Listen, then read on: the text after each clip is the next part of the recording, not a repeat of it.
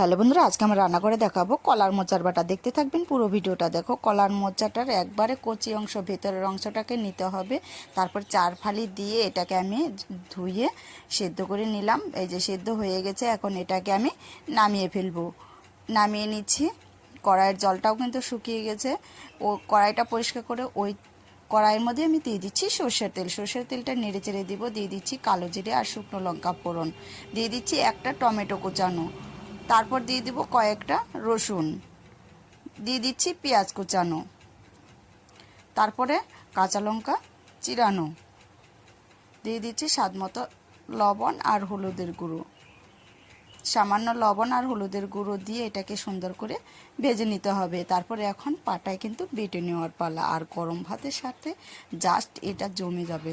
এখন আমি স্বাদ মতো লবণ দিয়ে এটাকে কিন্তু বেটে নেব। যে এইভাবে করে পাটায় বেটে, অবশ্যই আপনারা চেষ্টা করবেন পাটায় বেটে নেওয়ার। পাটায় যে কোনো বাটা কিন্তু অসাধারণ লাগে।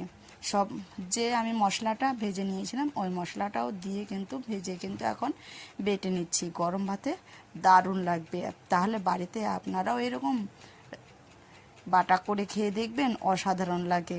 আর সম্পূর্ণ ভিডিওটা দেখে অবশ্যই সাবস্ক্রাইব, লাইক, কমেন্ট করে পাশে থাকবেন।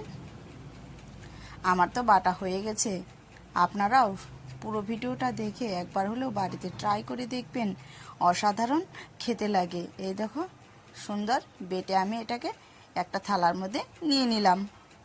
অসংখ্য ধন্যবাদ।